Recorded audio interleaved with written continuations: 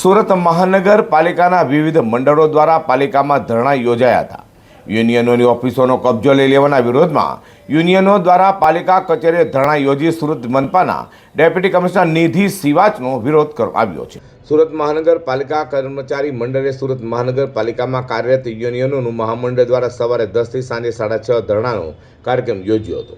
તેમાં વિવિધ યુનિયનોના હોદ્દેદારો, કારોબારી સભ્ય તથા સક્રિય કાર્યકરો એક દિવસના ધરણામાં જોડાયા હતા।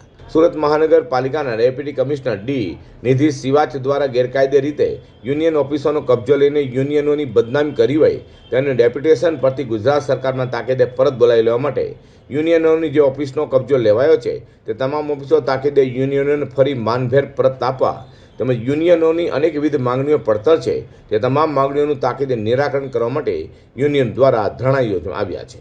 મહાનગરપાલિકા કર્મચારી મહામંડળ દ્વારા આજે સુરત મહાનગરપાલિકાની મુખ્ય કચેરીના પ્રવેશ દ્વાર પાસે એક દિવસના ધરણાનો કાર્યક્રમનું આયોજન કરવામાં આવ્યું છે।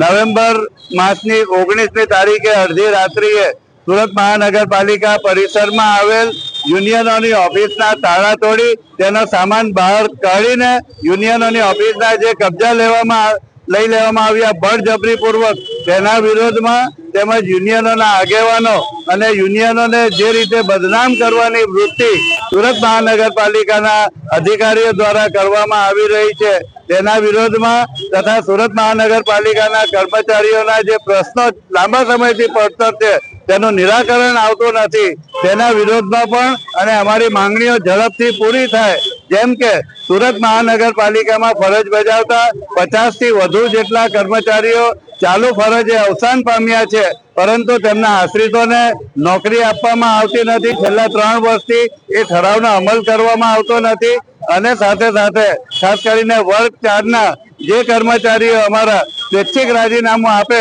તો તેમને એક આશ્રિતને નોકરી આપવાનો જે ઠરાવ છે એ પણ કરવામાં આવતો નથી અને અમલ કરવામાં આવતો નથી। તેના વિરોધમાં અમારી માંગણીઓ ઝડપથી પૂરી થાય એ માટેની રજૂઆત માટે આજ રોજ અમે સુરત મહાનગરપાલિકાના પ્રવેશ દ્વાર પાસે ધરણા પર બેઠા છીએ।